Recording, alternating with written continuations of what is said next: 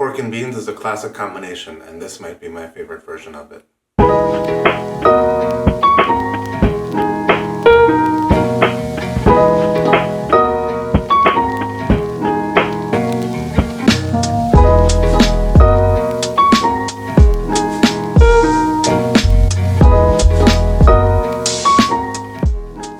Okay, so this recipe is going to take some time.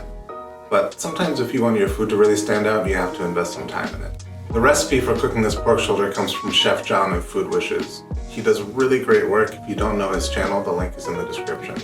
What we're really trying to do is emulate the process of cooking the pork in a banana leaf. So this technique is really cool, and I think you'll like it. I'm using a 7.5 pound boneless pork shoulder, but honestly, a bone-in pork shoulder would be better for this application. We're going to cut some slices about 1/3 of the way through on both sides of the pork shoulder. This gives us a greater surface area for our dry rub to adhere to. The dry rub is only 5 ingredients: 1 cup of brown sugar, 2 heaping tablespoons of salt, and 1 tablespoon each of cayenne, cumin, and coriander. Make sure to coat every part of the pork with your dry rub, all sides and crevices. Really rub it in there. Reserve a tablespoon of your dry rub for use later in the beans. Now comes the hard part, wrapping this thing. It's going to take 2 layers of parchment paper and 2 layers of aluminum foil. Just take your time and wrap it as tightly as you can. Wrap it one way, then flip the roast 90 degrees and wrap it the other way. We're really trying to get this thing insulated so that no moisture leaks out. Once you're done wrapping, place your pork in a sheet tray with a rack and place in a 275 Fahrenheit oven or 135 degrees Celsius for 85 minutes per pound. For me, that was 11.5 hours. I like cooking the pork overnight, but you do whatever works best for you. When your pork comes out, it should look like this.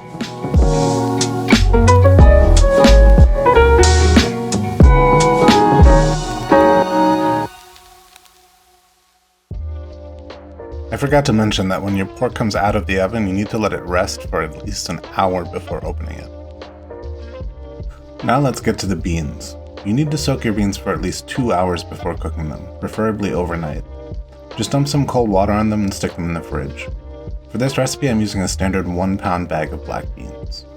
The base of our beans is inspired by a standard Latin sofrito, which varies from region to region and household to household, but it always contains some form of onion, pepper, and garlic. For our sofrito base, we're using 1 whole yellow onion, the white of 1 large leek, 2 jalapenos, and the whites of 1 bunch of scallions. The lime and cilantro will come into play later. Small dice all of your veg except the garlic, which you want to finely mince. Unless you have a garlic press like I do, then just use that. I like to leave the seeds and veins in the jalapenos because I like a little heat, but you can do as you please. Add in the leek, scallion whites, onion, and jalapeno and sweat them for a few minutes. Once the veg becomes a bit translucent, add your garlic and continue sweating for an additional minute. Remember that tablespoon of dry rub that you saved? Now's the time to add it. And then, the secret weapon, Sazon. Now, normally I would tell you to never use a prepackaged spice blend, but the Goya Sazon Culantro y Achiote is a legit part of many Latin dishes, and these beans would be less authentic without it. Add in your Sazon and cook out the spices for a minute or 2, then add your drained beans and 4 cups of chicken stock. Bring this up to a simmer and cook for about an hour or until your beans are velvety smooth and soft. Then, to add a little more body, take your spoon and crush some of the beans against the side of the pot. Now for the finishing touches. Take the stems of 1 whole bunch of cilantro and finely mince them, as well as thinly slicing some of the greens of your scallions. Add them to the beans along with 2 tablespoons of apple cider vinegar and the juice of 1/2 lime. Then taste and adjust for salt and acidity. Beans can take a lot of salt, so don't be stingy. The difference between great beans and beans that are just okay is often just the amount of salt. Add a tablespoon of neutral oil to a pan and crisp up your pork. To do this, use a pan on medium-high heat and simply lay out the pork in 1 layer and don't touch it for 3 minutes.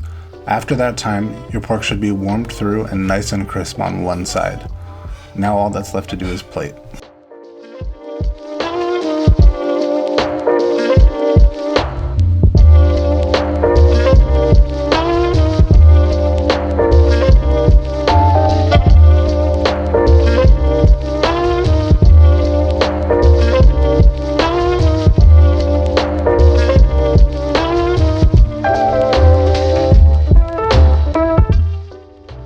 United States, unless you live in Miami or another really big city, it's kind of hard to get really good Cuban food. So learn how to make it at home.